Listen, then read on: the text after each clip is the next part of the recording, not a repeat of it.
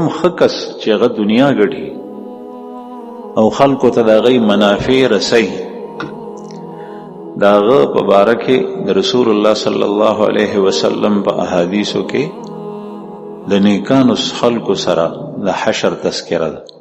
التاجر الصدوق الامین مع النبیین والصدیقین والشهداء یوم القیامه، او کما قال علیه الصلاة والسلام، ترمذی شریف حدیث ہے.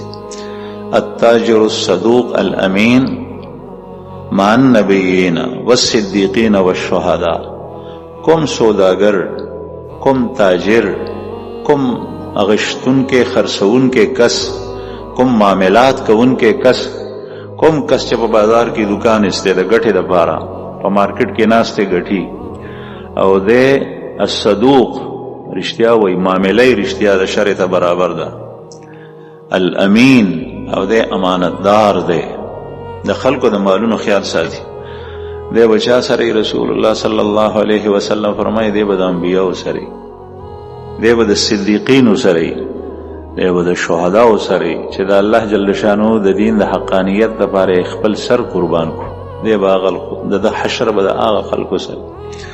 او دا چې حدیث مبارک کی رسول الله صلی الله علیه وسلم درې طبقی ذکر کړی دي، قرآن پاک کې دای سره یو څلورم هم د الصالحین عام نیکان مسلمانان، دا درې ډېرې اعلی دي. باغی دا هغه طبقی دي چې کوم افضل ترین انسانان دي. د سورې فاتحه چې مونږ او تاسو الحمد په هر موس کې په هر رکعت کې وایو، باغی کې د منعم علیهم تذکرہ ده. اهدنا الصراط المستقیم، یا الله مونږ ته نه غلا روخه صراط الذین انعمت علیہم، دا آغا خلق لار چتا پہ انعام کڑے دے، غیر المغضوب علیہم ولا الضالین، دا آغا چانا چتا پہ غضب کڑے دے، او نہ دا آغا چاچا گمراہان دی لار خطا کڑی ہے. نو انعمت علیہم کی انبیاء سر فرست اول داخل لی، بیا صدیقین یعنی دا انبیاء بانی ایمان راڑن کی دا غی ملگری چه دا غی تصدیق کڑے دے چه دا پیغمبر رشتیا ہوئی.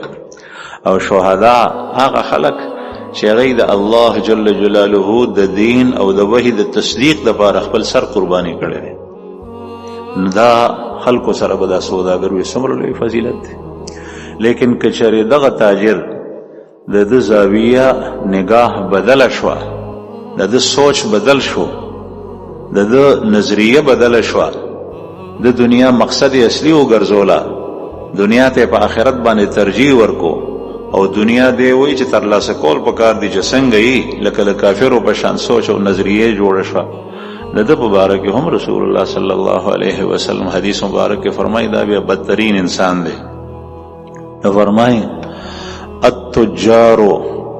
التجار یحشرون یوم القیامة فجارا الا من اتقى وبر وصدق.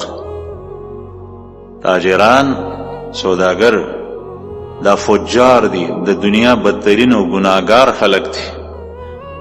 په ورځ د قیامت به د دې حشر د فجارو سره کیږي. فجار هغه ته وایي چې ښکاره ګناه کوي، ځکه چې دی په دکان کې ناسته ښکاره معامله کوي.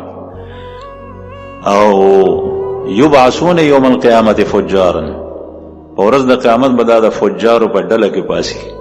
الا من اتقى، مگر هغه کس نه چې څوک د الله نه ویریږي په خپل معامله کې، الله نو یرید په طلب باندې صرف د نظر دی، د گاک نشتا، د الله نه یری په دې سیز باندې گاک نه پويږي، دی په پويږي، لیکن دی هغه شی ورکه چې کوم غوست استاد او مناسب ګټه پاغه باندې اخلي، د الله نه یریږي. من اتقى وبر وصدق، او د پاغه کې احسان وک نیک ته، وصدق او رښتیا مینا کوي، معاملې شرط برابر ده او رښتیا وي، دا کس نه مستثنا ده. بهر حال ما عرض کولو چې دغه طبقه معاملات کول دا چې کله د دې رخصم شو د مسلمان په طرز باندې وینو، بیا د انبیاء او صدیقین سره د حشر دی. او چې کله دا ګټه د دنیا دا په غلطه طریقه د کافرو په انداز باندې شو، دا بیا د دنیا بدترین انسان دی او په فجارو کې شمار. او الله جل شانه په قرآن پاک کې زی پزے مثالنا واقعات بیان کړي. دی قرآن کریم کې د عبادت او تذکرم ده، او په دې قرآن پاک کې د معاملاتو تذکرم ده. رسول الله صلی الله علیه وسلم په احادیثو کې د عباداتو تذکرم ده، او د رسول الله صلی الله علیه وسلم په احادیثو کې یو غټه برخه د معاملاتو ذکرم ده. زمونږ د فقه په کتابونو کې د عباداتو تذکرم ده، او په هغې کې 3 برخې معاملات دي.